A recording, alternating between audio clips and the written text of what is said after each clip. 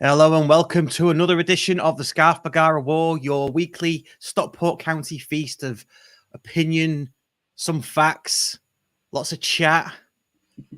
Facts? We're not pushing it with facts. Yeah. We might have a couple in. It depends.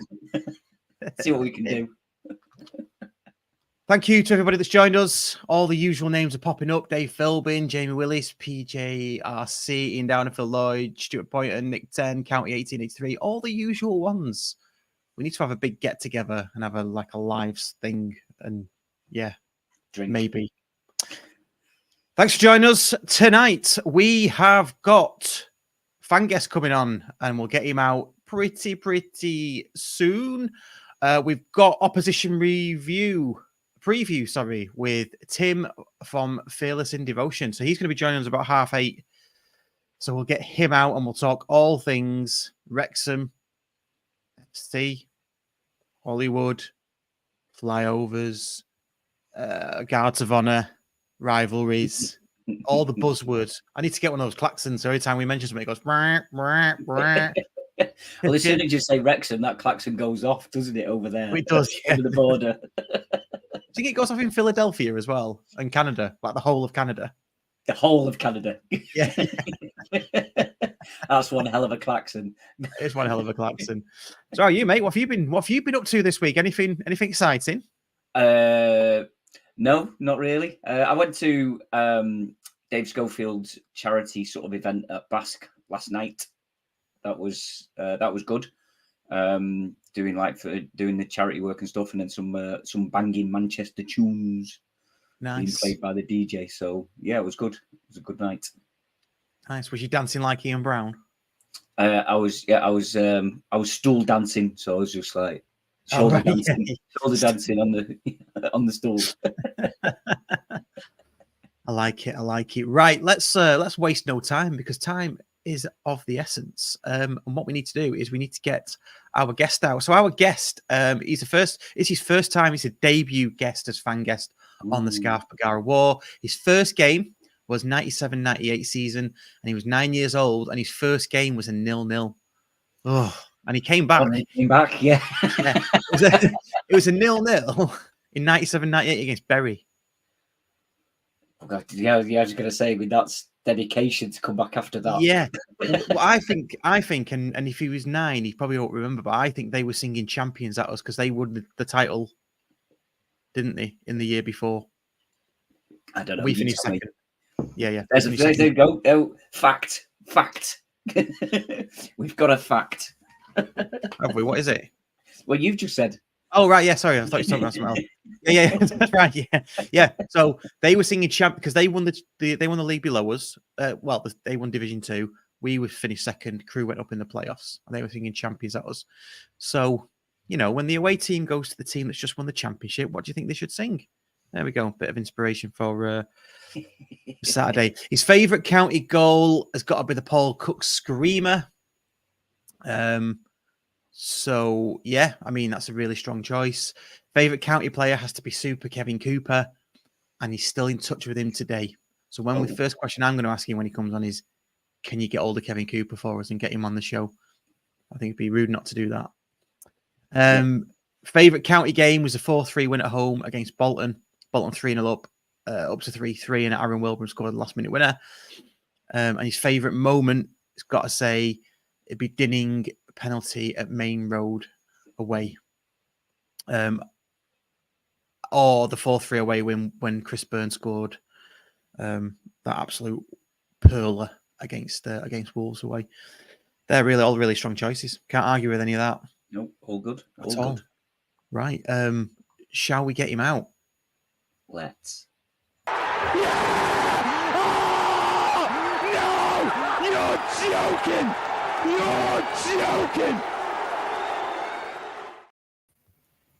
Daniel Davis. You okay? You all right, lads? How are you doing? You all right? Oh, really good, mate. You too? You good? Oh, yeah. Feeling champion. Obviously. Feeling champion. Yeah. Can't get bored of that. No. Right. Let's kick it off with Saturday.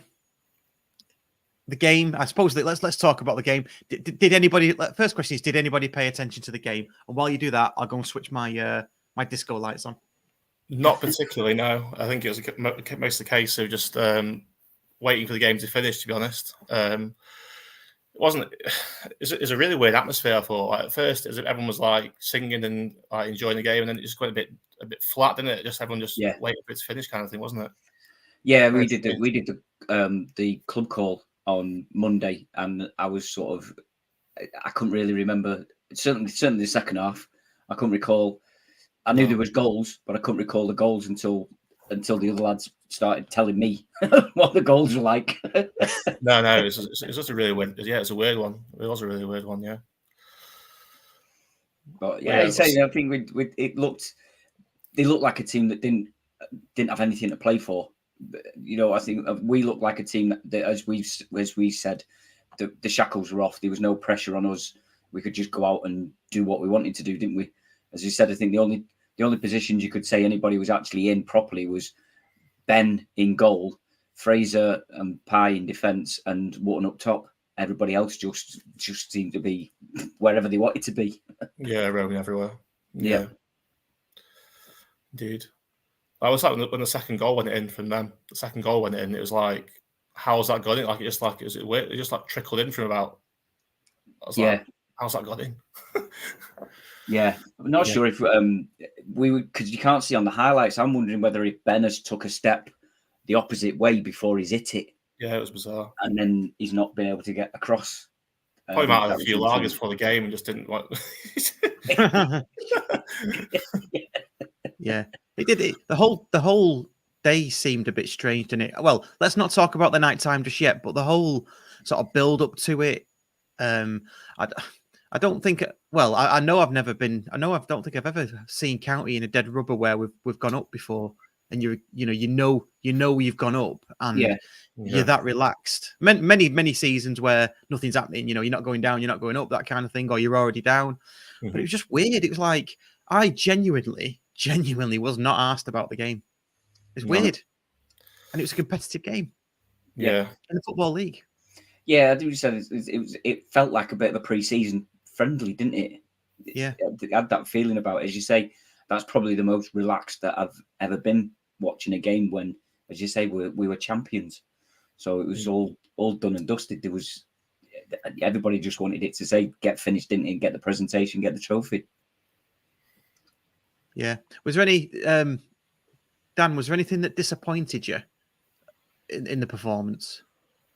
Not particularly. No, I think you could tell a couple of players when they came on, like Hippolyte. I think you could tell he was trying to make an impression to try and get himself a new contract. I think I thought he was quite bright actually in bits. I think the fate of others. I think obviously Connor Evans has been brilliant. I think the last couple of months he's been arguably one of our better players, so I hope he stays. Well, no, I think it's everything you'd be expected, really. I think everyone's Noiley was good again. He's been like a brand new sign since he's come back as well. So no, I think it's just one of them games where he just got through it, won the game, and then obviously all got on the air afterwards. To be honest, yeah, 100% got on the air. Well, we were already on it, so probably why you didn't see half the game. Yeah. What about I suppose we should mention Notts. I know because we spoke about Notts last week, didn't we? What all my days are messed up. Yeah. It's like in between Christmas and New Year. This for me, it's a bit weird. I need football to stop for a bit and let's get off. Let's just get off for a bit if we can.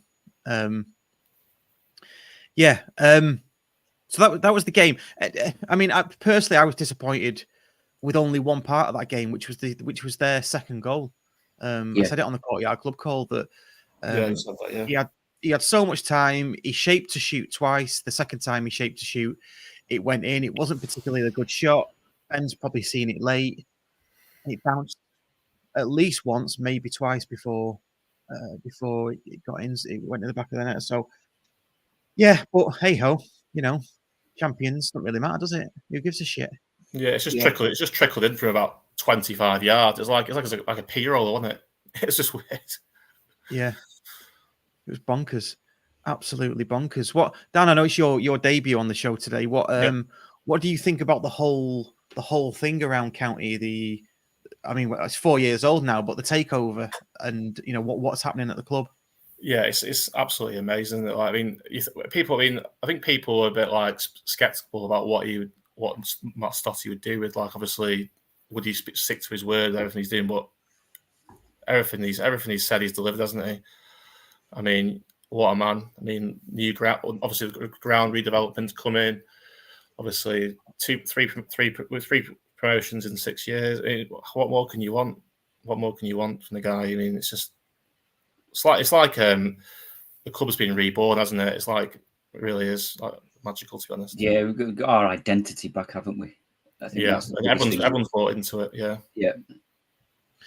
Yeah, it's magical, isn't it? I mean, I think I had 3 boxes to tick at the start when he took over, and one of those ones was get professional football back, because I mean, let's not forget we were a semi-professional football team playing in a regional division, so that was one tick. Get the ground sorted, that was another tick, and then the other one was getting back into the Football League.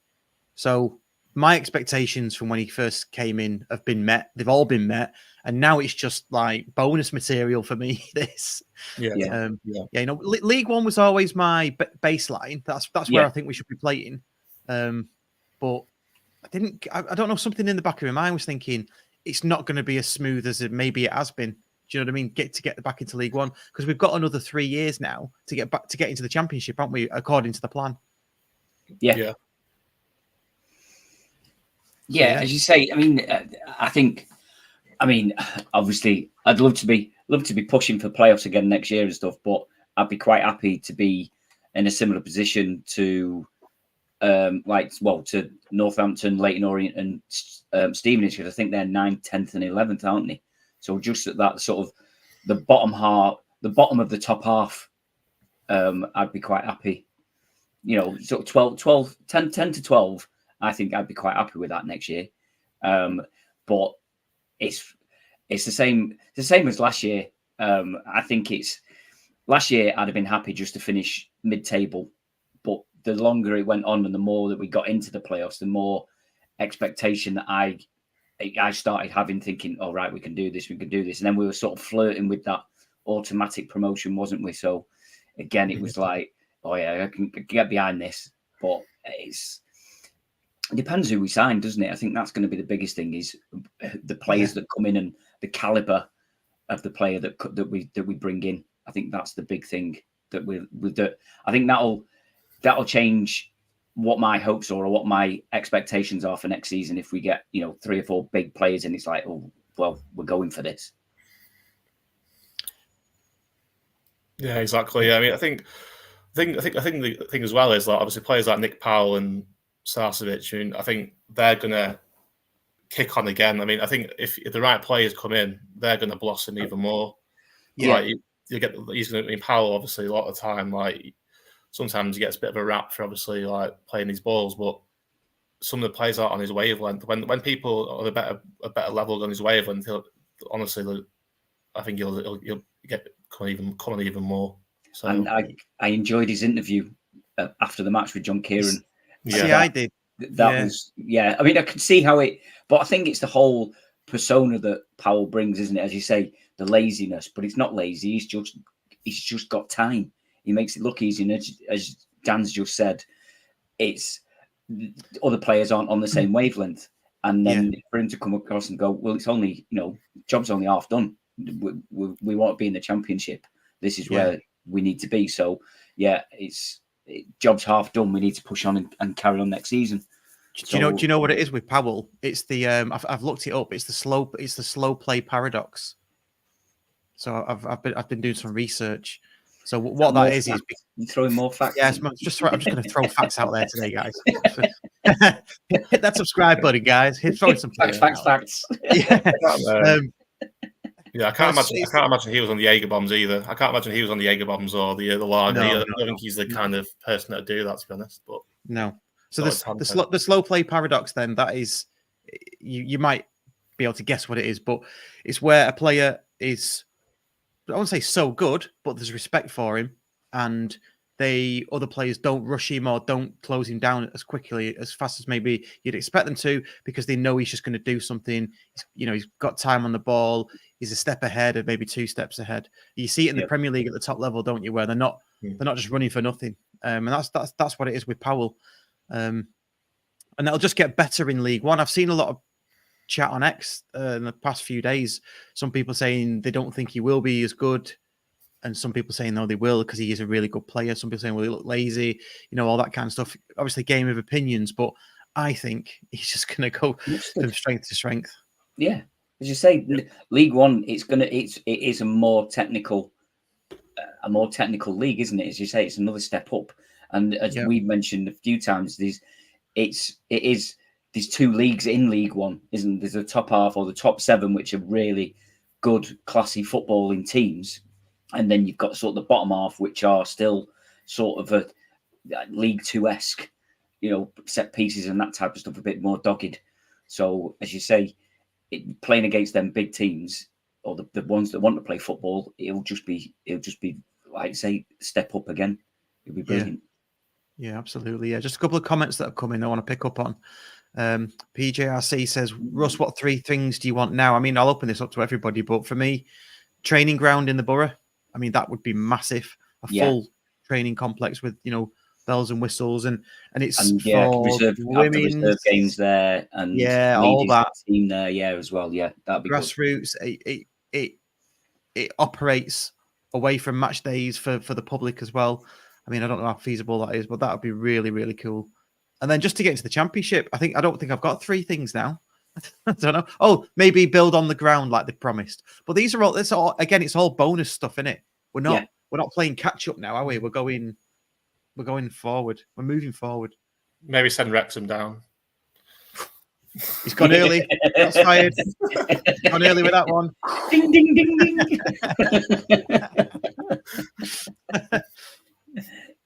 Anything else that you lads would want? No, I think, as you say, it's all just a bonus now. We're back to our level playing field of where pretty much I think most county fans think that this is our level League One. So going anywhere other than going up into the Championship is an absolute bonus. And it's all just gravy, isn't it? It's lovely. Yeah, it's all just gravy. Yeah. The other comment that's just come in, flash this one up. Stuart Hope says, Russ, Waggy and Dan, who will be released? Well, we're not going to talk about that tonight, but we have got a squad pod coming along next week. So what we're going to do is we're going to send out a sheet that everybody can play along with if you like. It's not a live show, it'll be a recorded show. And we're going to go down to each player and say whether we want to snog, marry, avoid kind of thing. so keep, send back, sell, not extend contract, whatever. Don't ask that to my wife. What are the 4 options, Waggy? They are release, keep, 2+ contract, or transfer. Yeah. So because I think officially we've only got something like, is it 3 or 5 players who are in contract for next year that are currently on the playing staff. Really? 3 or 5? Yeah. 3 or 5 that have got contracts that go to the end of 25 or 26. There's not a lot. There isn't a lot at all. So, right, I've not got my sheet, but yeah, we'll release the sheet. We'll put a post out saying for it, and then you can just post your pictures of your sheets underneath the comments, and if we've got time, we'll include them as we're doing the squad pod. See, Dave Philbin's already said 9 in contract, isn't it? 9 in contract. Oh, right. you see. I never said I was facts. You said no. It's just our opinion of what contract they're on, isn't it? I'd imagine he's on a 10-year contract, surely. Surely. And yeah, there was another one. It's good to see him coaching the under-18s. They put a post out, didn't they? That him, Hippo, and who was the third one? Was it SARS? There was 3 of them, weren't there, that are doing the B badges. So there was 3 of them that did the coaching session for Paddy, Hippo, and Sass, wasn't it? Yeah. Yeah. Facts. I mean, that's you think get Sars on a 2-year contract, Paddy on a 2-year contract, Ben on a 2-year contract, and then there's 3 youth coaches when they finish in 2 years' time. Yeah. That'd be gonna good. have coaching staff from top to bottom full of ex-players, aren't we? Ex-players, yeah. Beautiful. Going back to Saturday then, because we're not doing the squad pod now. Let's go back to Saturday. How did you both celebrate? I mean, were we all in Basque? Oh, I wasn't. I couldn't get in. Oh, it was ticket only, wasn't it? So I no, Basque wasn't ticket only, was it? Was it not? No, it was queue only. Fair enough. I went out with a few mates into Hazel Grove after the game, into the Grapes, and then I think it ended up with a bit of karaoke, I think, and nice. and a nice kebab on the way home. Excellent. Which was that was my Saturday night, but yeah, it was decent, yeah. And then obviously, yeah, the Albert, all the celebrations outside there, and the we're gonna get onto that, aren't we? The SARS video. Yeah. Oh yeah. Yeah, we'll discuss that with Tim when he joins. Yeah. Well, I went to we were together, weren't we, Waggy? Went on the courtyard afterwards for a few pints. Then we went for something to eat, but we made our way past the Prince Albert and through the centre of Edgeley, didn't we? Yeah. And it was just absolute chaos. It was brilliant. The players weren't there at that point, though, were they? When we walked through. No, they weren't. No. But we got a hot tip, didn't we, that they were all going to Basque? Yeah. From undisclosed from Benji, who owns Basque. Yes, Benji. Yeah. Whispering it to everybody, but keeping it under hats. Don't tell anyone, but they're coming to Basque.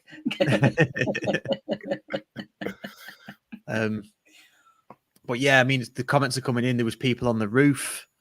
County fans were being refused entry to Basque.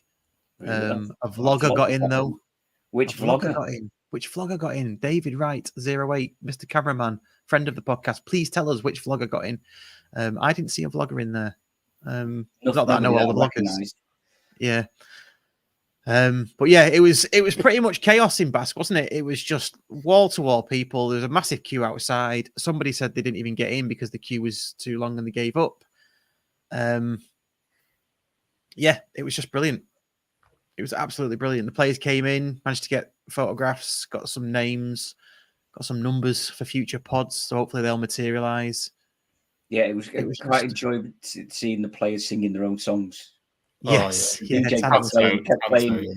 So Tanto was singing his song, jumping up and down with a pair of disco glasses on, and then Horsefall, they were all singing with him, stood on the stage. So yeah, it was just absolutely bedlam, but it was really good, really good. It was, yeah.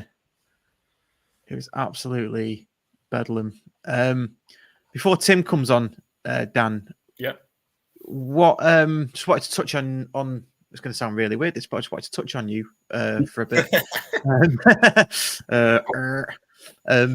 You started in 97, 98, and you said just before we came on air about, your dad got you into it. And do you want to just tell us briefly about that and some of the memories you've got of those sort of times?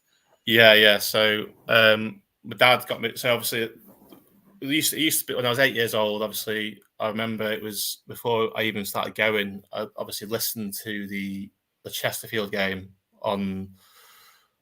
What was it? What radio was it? Was it Signal? Was it Signal then? Was it Signal? Oh, it might have been. Yeah. God, yeah. And obviously we got promoted.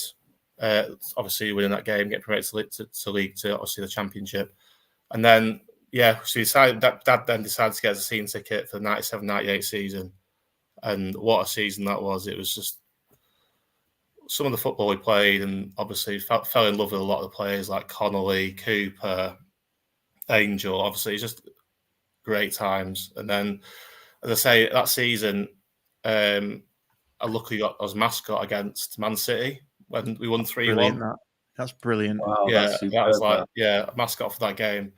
And obviously Paul Cook, Screamer, Armstrong, and then obviously I've still got the video somewhere in my in one of these boxes that I'm moving in obviously when you see Les Battersby walking out the Cheadle end, it's absolute,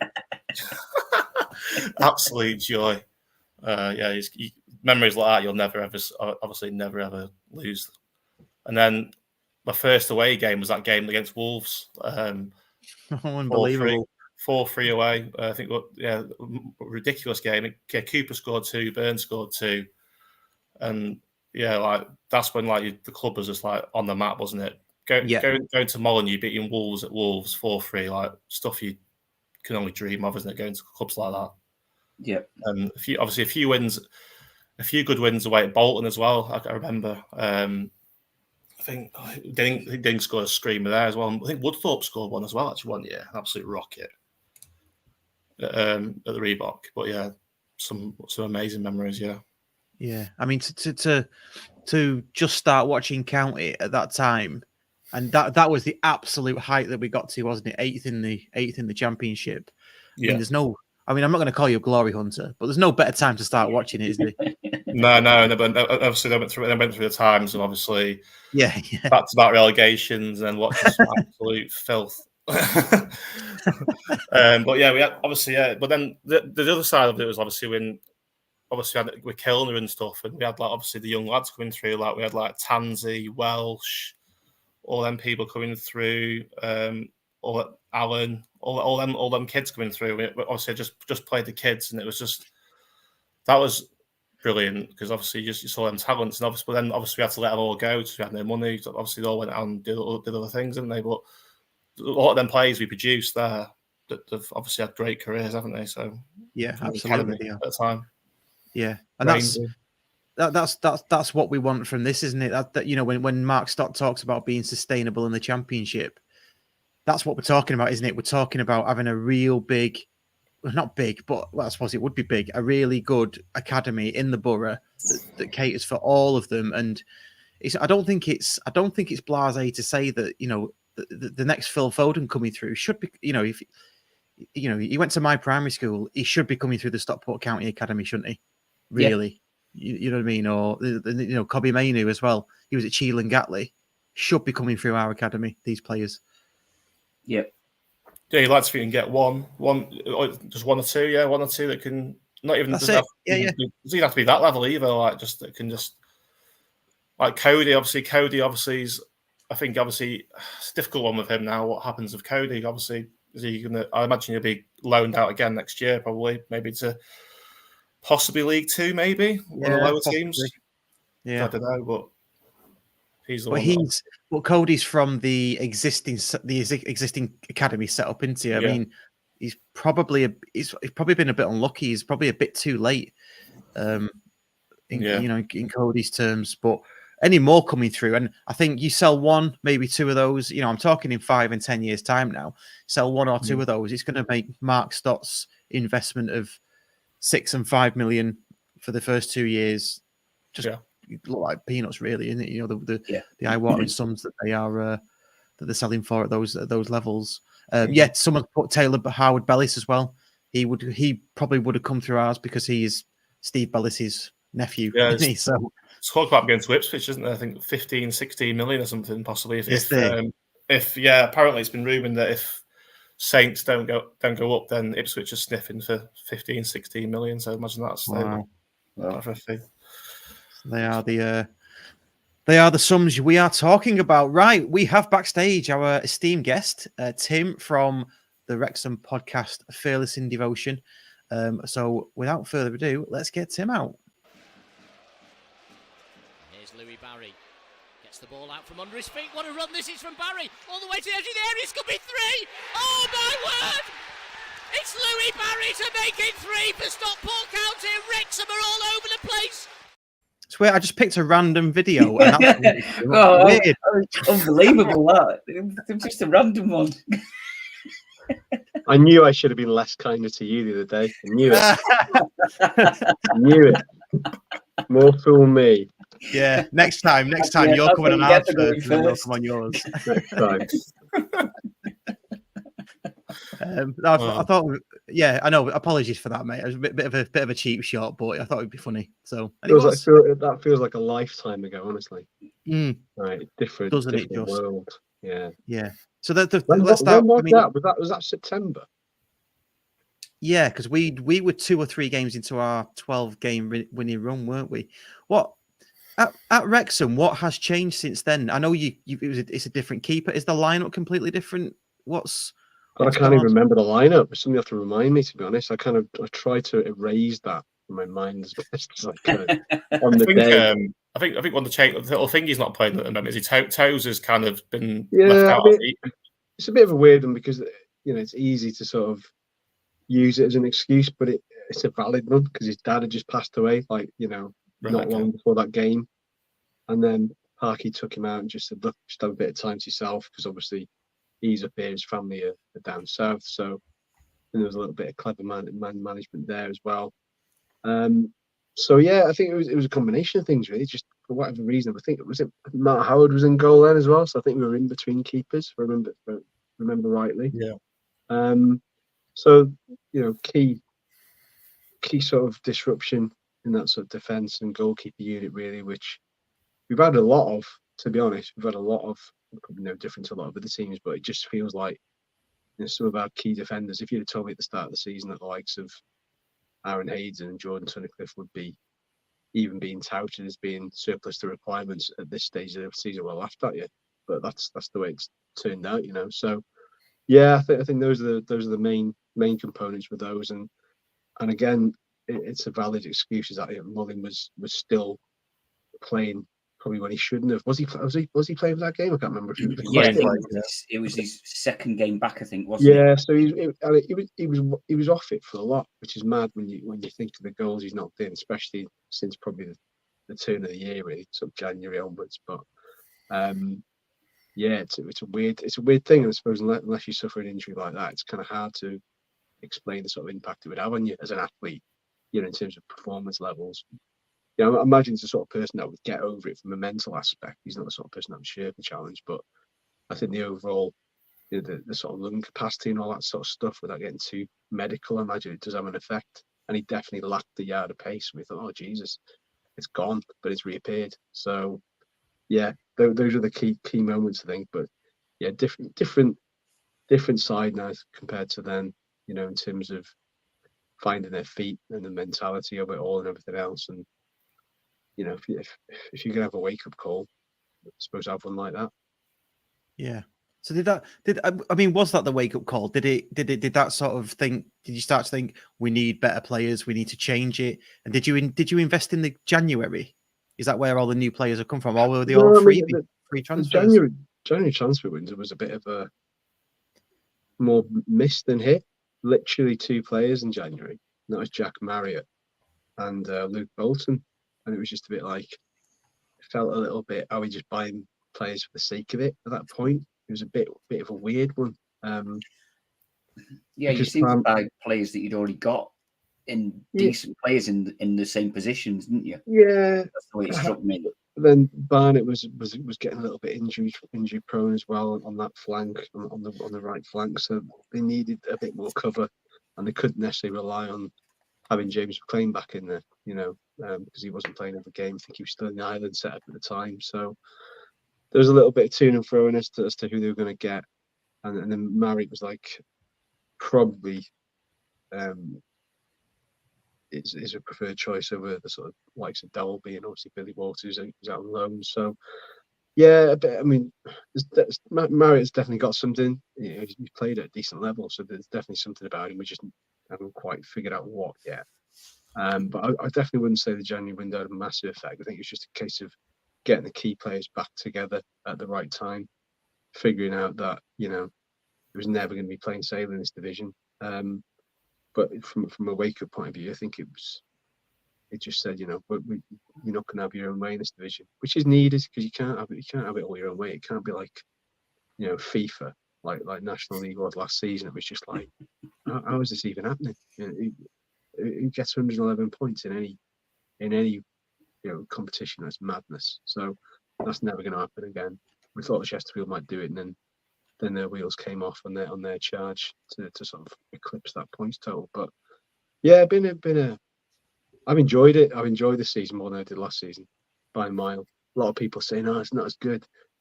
It is, it's just some people are measuring it as like a game by game basis, which is unrealistic, really. You have to have the lows to enjoy the highs more. And, I think whatever wins we had sort of post getting thumped at your place were probably enjoyable in that sense, because you got to pick yourself up. You got to pick yourself up and say, right, where are we going to end up? And at that point, after that game, I genuinely didn't know how it was going to pan out, to be honest. I knew we had the more than a nucleus of a good squad, but you just didn't know how it was going to fare. And, I think Notts County were in and around the sort of mix at the time, and look how it panned out. And I think that goes a little bit deeper than just them losing their manager, if I'm honest. Yeah. Do you think there was a significant step up from the National League to League Two? Because you've done the double bounce, first time in your history, I think, if I'm right in saying. Because when we stepped up, I think there was a general consensus that the step up was bigger than everybody anticipated. In the National League, down at the bottom, there is fodder, isn't there? That lose every week. Whereas in League Two, it's not as foddery as that, if that's even a word. Did you find that as well when you came up? Oh yeah, I think they've got the blind sort of optimism in all of us. We all profess to know at a certain level of football, which we do, but we're sitting there going, "Oh, there's not much difference in League Two and National League." How the bloody hell do we know? We haven't been in it for 15 years, so I can possibly say that. You kind of, what have you been to watch a Crawley game recently or whatever? No, so how is it? You can't just judge it off 4 minutes of highlights for the game. So I thought that was a bit of a misnomer, but then I went along with it. I probably said it myself, and then when we got in the league, the MK Don's home defeat first game was a bit like, oh shit, here we go. But that was the timing from the US pre-season tour. It was all over the shop. It was pretty obvious from the offset that it was a step up, just in terms of the pace, because not physicality. There's still physicality in National League. We all know you've got a couple of cloggers in there, and there's still physicality in League Two, but definitely the speed of the game was much quicker than what I expected. Especially if you came up against strong passing sides like your Mansfields of the world and all that sort of stuff, where they just knock it around. They don't dick around with it. They don't take 3 touches when they can just take 1. So that was pretty evident. I thought, oh God, are we going to be all right? We're especially when we started recruiting kind of like the dad's army aspect of Fletcher and McLean. Like, we've got experience, but do we need a bit of pace in there? So yeah, that was the most noticeable thing for me, by a mile. I think for me, it was making mistakes. Beginning of last season, certainly for us, was, in the National League, you can make a mistake and get away with it. Whereas in League Two, you made a mistake and they score a goal against you. That seemed to be the biggest thing for me that I noticed just when we stepped up from the National League. It's just getting punished for your mistakes. It's just there's so much more on top of you than they were in the National League. Yeah, no, 100%. But and we'll see what it's like next year. Now, something else that'll stick out like a sore thumb. I imagine the refereeing will hopefully be marginally better. Well, that was one thing that we didn't notice when we stepped up. I thought the referee was. I expected the referee to be better, and I don't think it's any better than the National League. No, you get 1 or 2, don't you? Standouts. Yeah, there's 1 or 2 standouts, but the majority, we've had some awful referees this year and last year. I mean, look at the Premier League, for instance. How bad decisions are there. So, what have we got? I think we should just forget about the referee and concentrate on the football, because I mean, the refereeing is bad all throughout. So you've just got to sort of play with that, haven't you? You can't. Yeah. I hate bemoaning refs because it's not a profession. They haven't got academies themselves and all that kind of stuff. They don't help themselves. I'll give them that. But yeah, let's talk about your squad then. Now, when I was on your show, I said I wouldn't mind having an Andy Cannon back. Someone's put here, Nick Ten said, Andy Cannon player of the season. Has he really been your best? I wouldn't say surprise, but is that genuine? Is he going to win best, player of the year at your place?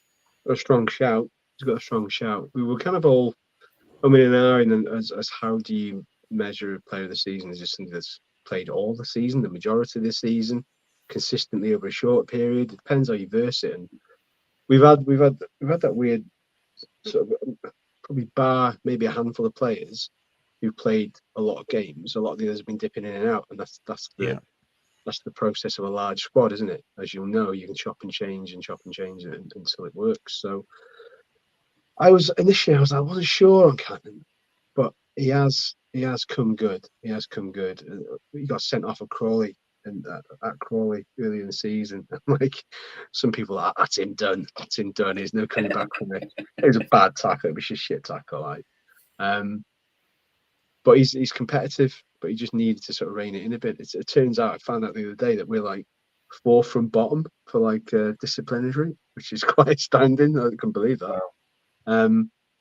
So yeah, it's. I think he's got a chance, but then there's probably 3 or 4 players in the mix with him. To be perfectly honest, I mean, normally, probably 2 months ago we probably wouldn't have said Mullin, but he scored something like 15 in the last 11 or something daft like that. I mean, you can't discount it. So Elliot Lee, obviously mentioned that, was really good, and obviously double figures for goals. And then he kind of dropped off a little bit, sort of Christmas turn of the year, and people are saying ever since he signed his new contract, he's been rubbish. Like that's got anything to do with it, right? So there was various rumours that there was some personal things going on. How true that is, you don't know, but yeah. And again, he's this sort of winning run that got us over the line. He's come good in that. So there's been key players coming good at key moments, and some just playing through really well. And the romantic in me wanted to give it to Max Kluivert, that kind of young centre half. He's only 21. He's just ridiculous for what he's improved upon year on year. Everybody's saying I want to give it Elliot Lee until Kluivert kind of channeled his sort of prime sort of Baresi to sort of up himself, put through the gears. He's just really good. So a Conqueror as well in goal. He's got a really good record. So there's a few, but I think Cannon would probably get it just because I don't know. I think we've missed that kind of all-action midfielder who will get you goals at key moments. I think, and there's a bit of folklore surrounding him now with this whole. He saw a lion on the M56 story, and him and James McClean becoming best mates. It's just mad. So yeah, but so I would not be surprised to see him get it. Would not be surprised. So just round the room then, Dan and Waggy, who out of Wrexham's team would you have on ours? I know I'm nicking your ideas now, Tim, but it's a really good feature. So Dan, you go first. One player. Mullin, I'd say. Just a goal. He's just a goal machine, isn't he? Like, I mean, obviously we've got Paddy as well. We got Paddy, and we've got obviously, but just I think the chances to be created for him, he just sticks so many away when he. Even like from the penalty spot, like I don't think I've ever seen him miss a pen. He just he might miss a couple, but he's more if not, he buries them, doesn't he? Yeah, just reliable goals, and that you take that all day, every day of the week. Fair dues. Waxter. I'd probably say Cannon, because I think he played for us in National League, didn't he? And I thought we'd have signed him, thought we'd have took him on, but I'd probably have him back. I'm sticking with Elliot Lee because I thought he's been superb. He was really good in that 5-0. In a 5-0 defeat, he was the standout player for Wrexham. I thought he was brilliant. So I liked his dad as well. His dad was dead good, wasn't he? He comes to a lot of games. To be fair, Rob, he comes to a lot of games to watch him, and yeah, he loves it. Like you see players dropping down, obviously different the Championship, and the natural cynicism in any football fan, especially like external football fans away from your club, was you can drop down for the project, for the money, and all this sort of stuff. But I mean, whilst all that is obviously very helpful, he genuinely does. He goes on record to say, like, there's been more happening here for me than I ever thought possible. He's proper loving it, and he lives in like sort of. I think he lived in Nantwich. He said, it beats driving around the bloody, the sort of all the motorways in London and all that, when he can just have a nice country sort of drive into training and all that. So the only person that's only happy about it is his mum, because his mum thinks he's never going to come back. Is basically what he said. He's a nice guy, and it's important that you get players who literally play with a smile on their face. It's not just about a career, and we've got that with Mullin and Lee and probably a few more others, and that's what ultimately, I personally think that ultimately that goes a long way. You're playing it for the love of the game, as opposed it primarily being a career. That should be a secondary thing, and that definitely comes to the fore with a lot of these. And yeah, it'll be interesting to see what happens next season, because a lot of this squad is going to be broken up. So that sort of team bonding and dynamic will change. How many players do you see you releasing, or how many do you see coming in? Do you see, like, is it going to be 6, 7, 8, or do you see the nucleus of the squad? I think there'll be a lot going. I think there'll be easy, bare minimum 6, probably top end, probably 10, 11. I think there'll be a lot. Okay. And then you've got to fill those gaps. You've got to fill those gaps. So is that all players that were with you last season as well, or? Yeah, the ones that are at least fulfilled 2 years, thereabouts. I think Tozer will potentially go. Luke Young will probably go. Tunnicliffe and Hayden will probably go, because they're just injury prone all the time. So Howard in goal will probably go. Rob Lainton, he might as well go, because he's so injury prone, it's unbelievable. So they'll probably sever that aspect and go from there. So there'll definitely be a lot of changes, 100%. And then he's already said that recruitment will be key this year. I imagine that's already well in the planning stages to figure out who's out of contract, who they're going to go for, who they've identified as not marquee signings. Probably the wrong word now. It's only a marquee sign if you spend big on one player, isn't it? Where I think they might flex the financial muscle finally in the true sense of lumping some money on our player. We've done it probably once for a fee, and that was 3 seasons ago, basically, with Palmer. So they haven't outwardly gone out and said we're buying this guy for X, Y, and Z. So what constitutes a marquee signing for us? Well, for both of us into League One, is it like a Ross Barkley kind of player? What level would they have to be at for it to be a marquee signing? I think you're right, isn't it? It's got to be a top end championship sort of player. Yeah, not necessarily household name, but you're talking top end championship, aren't you? Really, because we've both been chopping at the top end of the division above, and in some cases the division above that.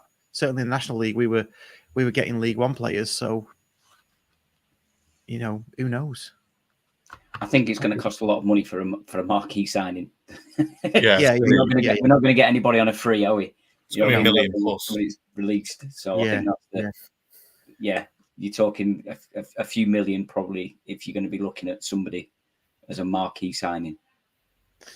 Yeah. Aye. So Tim, quick question: who would you have from our team then? Just one player. One. I said the other day, I still like that. Is it Isaac Alafi? Yep. Yeah, I still like him. Madden's the obvious one, but I said it the other day that I'd have him. But then thinking about what you said about Mullin, it's like I like him as a person, not as a player. Not as a player. I just thought Madden's got that face that I just want somebody to boot the ball at him so hard.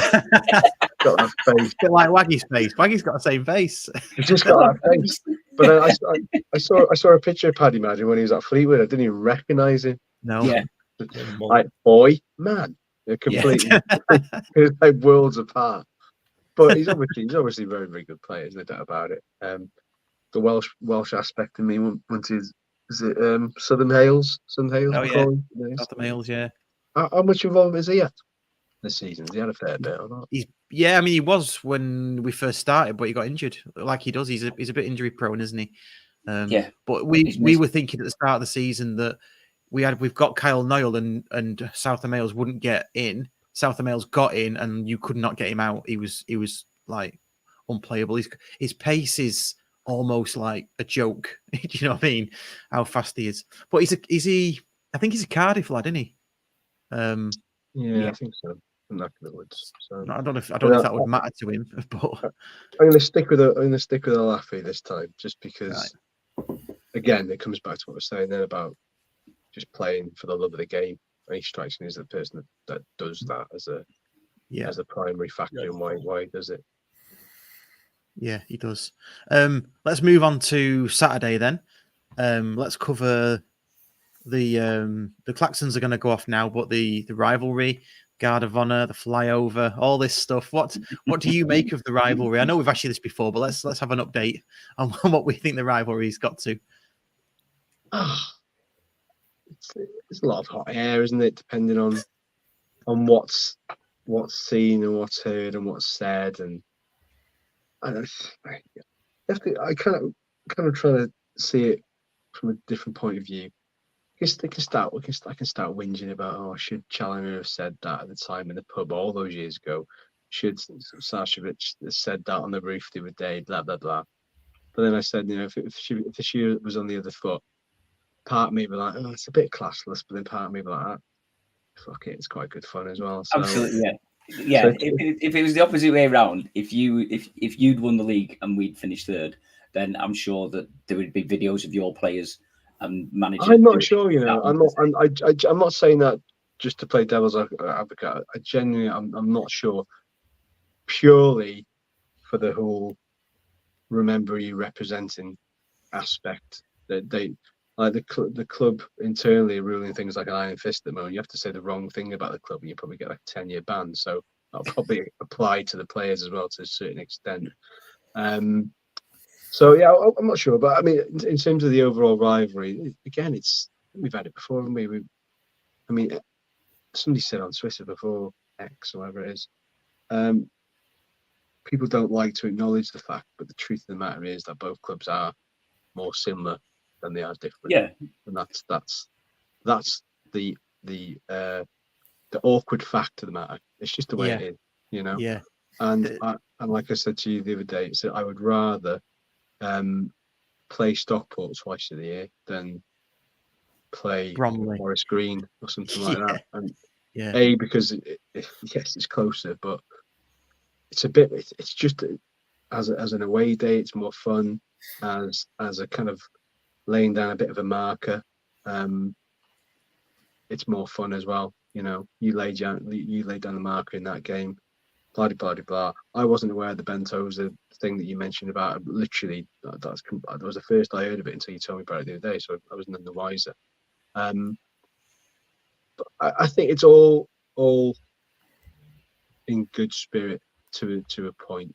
If it wasn't, I wouldn't be on here. You wouldn't be on ours. So anybody with half a brain can go, yeah. Well, we don't hate each other. Yeah, it's a competitive rivalry, isn't it? As you say, while we're in the same league or on the same sort of trajectory, and as you say, whether that is goes up, but when we get, as we've said, we want to get to the championship.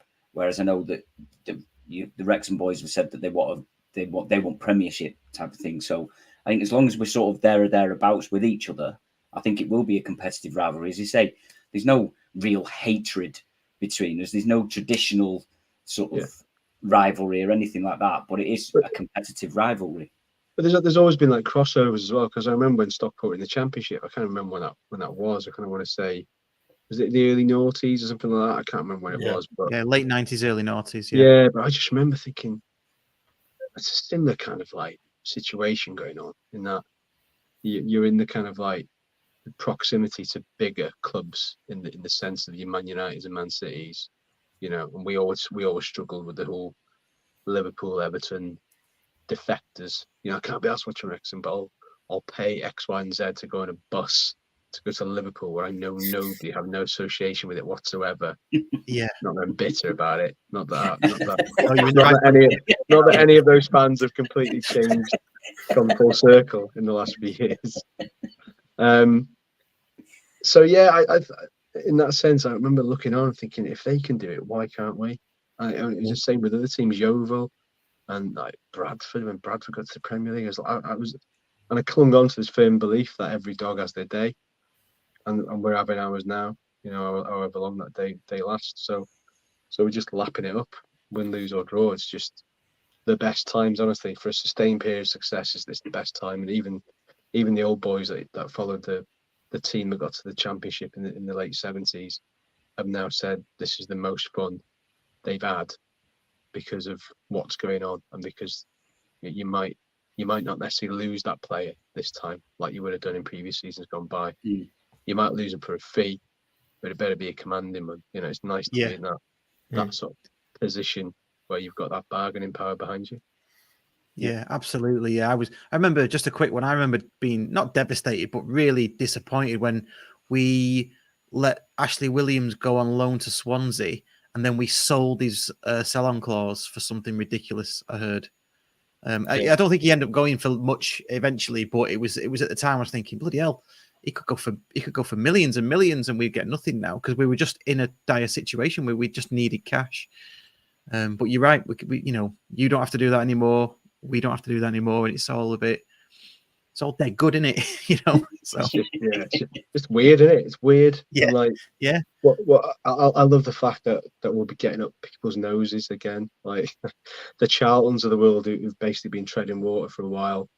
They'll hate that, but it's just nice to be going to places like Charlton and Reading, Wigan to a certain extent, where you get bigger allocations, and it's just all right. This is kind of what it's about. This is where the level is suddenly ramped up a bit. So, and when you look at the teams that are coming down from the Championship, Jesus Christ! I mean, it makes we can all like salivate who's possibly going to come down, but it makes the division straight away even harder than anybody was ever imagining. So have Sheffield Wednesday, Birmingham, Huddersfield, QPR, Stoke. I mean, they're all in the mix with a couple of games left. So, out of all them, you go, well, I'll take any of them, just because getting back to playing teams like that, in a division that they think they don't belong in, whereas we think we belong back in there now. It'll be very, very interesting. Very interesting season next year for sure. Where do you see?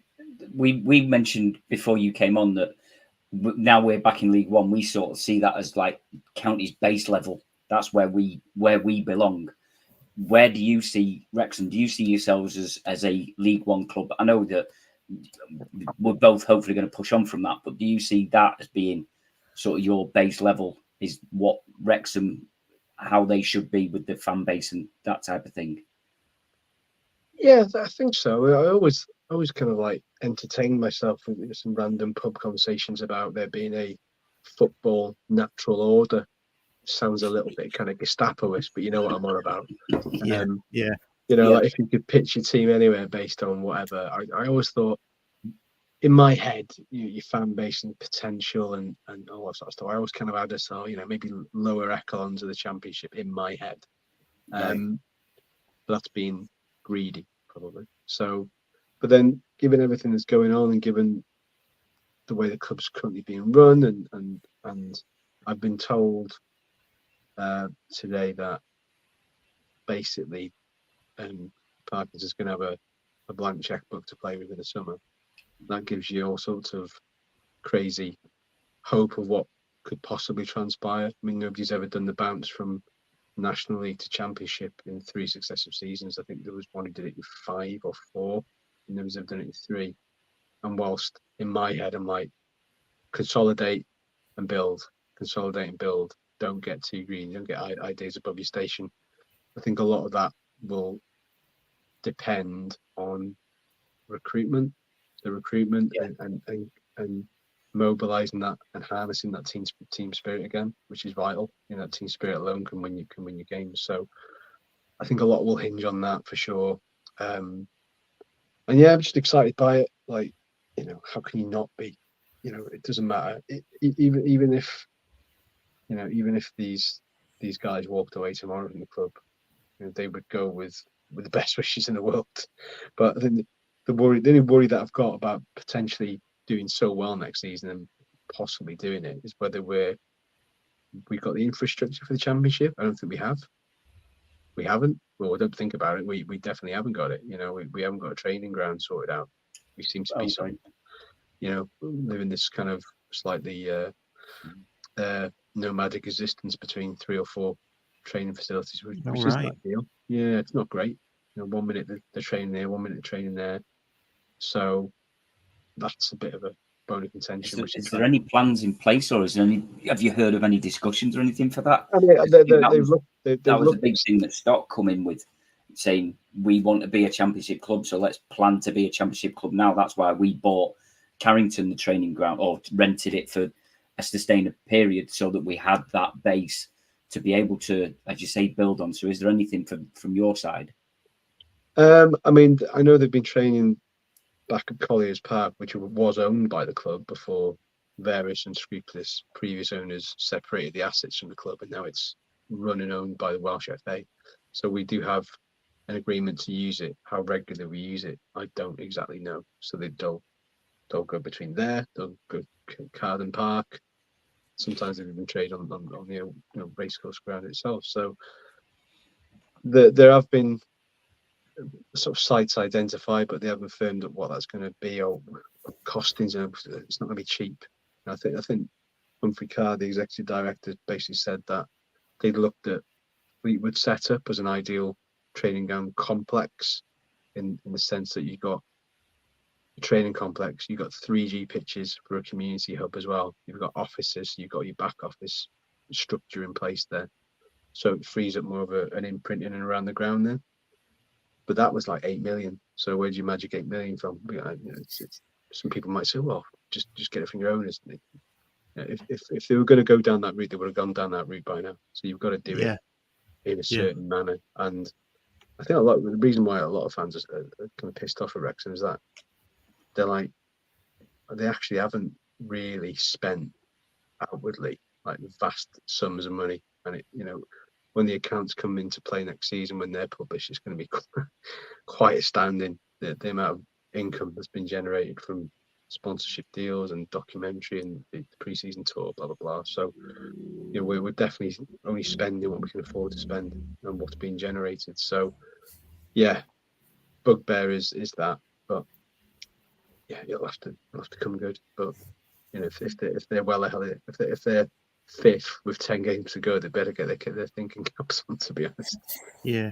Well, what I'm thinking is we'll have a bit of a longer discussion next season, because we're gonna come around out. We've got, obviously, the fixtures will come out, so we're gonna play each other, because I'd like to discuss that with you in a bit more detail. Perhaps the FFP element, the loan element, the circular economy with your business plan, because I think it's really inventive. It's imaginative, isn't it, the way they're doing it? And I do like to keep on abreast of all that, but obviously not for now because time's running on. Let's kick back to Saturday then. We've got to mention the Guard of Honour and the well, we've heard there's a flyover. Guard of Honour, are you yes or no for the Guard of Honour? Are you just going to stay have a pint on the concourse and let it run out and then come up and take your seat? I might have my chicken katsu curry slice, the best football food I've had in years, honestly. Get in there, get one of them. Yes, there will be a Guard of Honour, I would imagine. It would be daft and a PR disaster if there wasn't one. I mean, you strip it right back and go, what is it really? It's 11 guys standing opposite one another clapping. That's what it is. Yeah. So don't look at it beyond that. Don't fall into the trap of fans on Twitter saying, "Look how much respect you're giving us to the champions." Blah blah blah. Well, I mean, what else are you going to do, really? What are you going to do? This isn't Celtic Rangers. They're not going to turn their back. It's not the Hacker where you face off against them. So people are like are getting like a mad, like, delusional idea of what it really means. And does it really matter? No. Would it have been a lot more awkward had Wrexham not got promoted? Yes. But that's all by the by. So it will happen. It should happen. Anybody says it shouldn't, then you need to kind of give your head a wobble, because it's all down to at least going, well, yeah, we acknowledge that you've done it again, and rightfully so. And happy days. We'll see you again next season, and that's as it should be. You know, if the flyover says, "Cheers for the Guard of Honour," Then they'll be yeah. Then I might think differently. Cheers. So, what are the odds of that? You know, Jesus. Somebody watching this is going to change the banner. Change yeah, it. they're just halfway through printing I'll it just now, message they're him now. changing it. Cheers. Yeah, thanks to the Guard of Honour. Cheers, thank you. Oh, nice. So, on Saturday then, again we'll go around the room, but start with you, Dan. Do you think it's a dead rubber? Do you think both teams will be coming out to win it? What do you think? Everyone's on the beach kind of thing? Never going to be a dead rubber as against Wrexham. I don't think. I mean, you can't just. It's just going to be a competitive game of football. I mean, there's plenty of time to prepare for next season. All people coming out this rubbish about people going to go over the top and stuff. I don't think it'll be as competitive as it would have been. But it's at the end of the day, it's a massive game between two big clubs, and I still think that both teams are going to. Wrexham will get some revenge for obviously the 5-0 defeat and lay a marker down for next season. So I think obviously I think it'd be a good game of football. I think honestly, I think Wrexham might win the game. I hate to say it, but I think in my honest opinion, I think Wrexham might shade it. I think, in honesty, we've not got a good record, have we, at the racecourse? No. So no, we haven't. And I think it'll be a high scoring game, and I think there'll be one goal in it, and I don't really know which way that's going to go. I think it's going to be like, say, a 3-2 or a 4-3 or something like that. Whether that'll be Wrexham winning or Stockport winning, I think it'll be a high scoring game, because I think as we saw it against Accrington, there was nothing on it. We played our football, and I think, as you say, Wrexham will want to come at us and, you know, redeem themselves for the 5-0 tonking that they got at our place. So I think that they'll come out and play football against us. And I think we've said it all season, that suits our style of play. If a team comes at us, then we're more expressive and more expansive, and we can hurt them. So I think, yeah, high scoring game, but I'm not quite sure which way it's going to go. Do you think, Tim? Are you going to come at us? Are they already in Vegas or wherever you go in this season? Yeah, Vegas again, but you know, show that you deserve it, which they do. But you know what I mean. Just sign off on a bit of a high, because again, a lot of these players ain't going to be playing for us next season. Whether those that are in the squad will be playing for us next season is a different story. But I think it's going to be an interesting game. I think there's going to be a red card and a penalty somewhere. I don't know why. I just think it's going to be incident packed. And I just hope that everybody comes through it unscathed. The last thing you want is like a shitty injury, because then people won't forget that all summer. Yeah. And I'll go, right, the fixture announced, when are we playing them? Nobody will be looking at it. Oh, we just got shouted away in the first game of the season. Oh, Stockport on like January the 2nd or something like that. So I hope there's nothing like that. Nothing kind of spoils it, because, you know, if you take away from the fact that both sides have got promoted, if they hadn't been, this would be like a Sky blockbuster. They'd be bigging it up. It'd be mad. It'd be the next biggest sort of League 2 game of the season. So it's a dead rubber in the sense that it's not generating the kind of interest it might have done. But I think it's just about getting the sort of dividing line right between a party atmosphere, the pressure is off, which it is, but ultimately, you know, it's about two of the best teams in the division going toe to toe again, and seeing how far one another has come since the early part of the season, you know, especially from our point of view. So I think it'll be a cracker, and I'm gonna can't remember what I said on your pod the other day. You changed it. You went 3-2 to start with, but your co-host, I can't remember his name. I should know it, but he had that, and you went 2-1 in the end, I think. Yeah, 2-1. I don't know. Marky might be right. In my head, I've suddenly got 4-4 from somewhere. But like, Wrexham have never been doubled by anybody. Yes, true. Since the takeover. Like, Oh right, right. Oh right, okay. I mean, and that technically it's a slight lie, because when we lost to Grimsby in the playoff eliminator, they'd beaten us at Grimsby last season, but over 90 minutes in the sense, if you want to kind of split hairs. But yeah, we've never been doubled. So, and our home record is so mad. Like, it's mental that the stats are crazy. But for the home record, it's bonkers, honestly. You say that. So Dave Philbin, he is a stat man. He does our Reading. No, he's a good lad. Both teams can set scoring records. Wrexham most home league goals, I think, and obviously we can get the most League 2 goals in the 21st century. That's hard for me to say. So yeah, 2 more goals for you, and you've broken a home league record apparently. If you're aware of that, sounds about right. It's honestly, when teams come away from there with a win, now it's like, it's almost like akin to, without sounding patronising, like a proper like FA Cup giant killing, because they know what the record is. They're like, when people say fortress, it's true in that sense, because I think across the course of 3 seasons, I think we've lost about 7 or something at home, which is mental. Not many at all. So it'll be interesting, because I think you've got the best away form, we've got the best home form, so something's got to give, or it'll be 0-0. Yeah, with the worst game of the season. Yeah.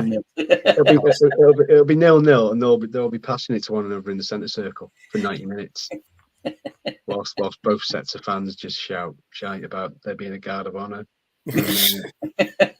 I'll be sure to take a pair of binoculars for the flyover, so I know what it says. I don't think any mobile phone camera is going to do it justice, so we'll see. Good stuff. Right. Thanks for coming on, mate. I take it you're going on Saturday? Yeah. Season ticket. So good times, and I just can't believe how fast the season's gone. Honestly, it's gone so quick. Stupid, isn't it? I think last season went slower because of how relentless it was. It was like Wrexham win, Notts County win, Wrexham win, Notts County win, Notts County draw, Wrexham lose. So it was just like, it just felt like it dragged on forever. Whereas this one, it was like, it was less Tuesday night matches as well. So I think it just went a lot quicker. And I think that it went quicker because it's more enjoyable. So. Yeah, absolutely. In fact, we've got 2 questions before you go. First one, Carl from X says, for the last time, please, Phil, can you give me your thoughts on the sacking of your PA announcer? I don't really know. Simple as that. I mean, I've heard various rumours about the sacking of PA announcer, but that's not my business, is it? I'm not the PA announcer, and he's not here to defend himself. So this is true. I guess that death by social media, the trial by social media is not the way forward, I'm afraid. No, it's not, is it? I think I mean, the overall sort of saying there is that as time moves on and clubs grow, unfortunately people move away from the club, don't they? And the situation's not right for them, and that's Honestly, just how it there's like you could have a dozen witch hunts about it, and you hear various rumours about various things, and it's down to you what you believe and what you don't want to believe. And I've always said that if it's not my business, I'm not going to make it my business, especially on like individual cases. If he was dismissed, or whether he left or whatever, I'm sure there are reasons for that. I genuinely don't know what they are, because with the greatest respect to him, I've no real interest unless it becomes in the public domain. Why would he? So I don't shy away from it. I just steer clear of it, because it's not my business to have any sort of say in that matter. Fair enough. And then last one, quite a nice one. I'm guessing the answer to this isn't the turf. Where are the best away fan pubs in Wrexham? There's a designated pub, but it's pointless because it's down the bottom end of town. I don't see why they do that. I mean, the turf is mental now. It's just, you just can't get in. You'd have to queue up at like sunrise to get in. because one of the co-owners is in town. I imagine he's here now, actually, because they're closing the pub tomorrow afternoon for whatever reason. So I imagine he's there tomorrow. The Mize Gwyn Hall across the road is really good, really big. Loads of outdoor bars as well as inside. There's food on the go, music. So that's good. So, there's no real issue there as long as people don't come giving it the big one. A group would be all right. I think it's like what we've just been saying. Just think of the guard of honor and be respectful. Have that in your mind. Guard of honor. We'll be all right, lads. We'll be all right. They've given us that. The least we can do is play nice in the beer gardens of Wrexham. And Plascoch, which isn't far away, is all right. They do allow away fans in there as well. Even the university next door has got a bar, which kind of, I wouldn't say it's a hidden gem, but people don't really think too much it's there, so that's good. And then, there's a zillion pubs in town. Take your pick, but I would imagine the police presence will be quite significant on Saturday. Yeah. For whatever reason. So, yeah, just enjoy it, and hopefully it passes off incident-free, off and on the pitch. Because, who wants to be banned when your teams are climbing the league? Nobody. Yeah. Yeah. Well said. Right. We'll let you go. Cheers for your company, as always, Tim. It's always a pleasure. Thank no you very worries. I'm off for my first flying lesson now. So we'll see what happens. I love it. Fast course between now and Saturday, obviously without the crash. Like a World War I dogfight. Yeah, got me Biggles glasses and everything. Fly across, aviation gin. It's all happening. Hey, get it in. Right, nice one. Cheers, mate. See you soon, bud. Bye now. Take care.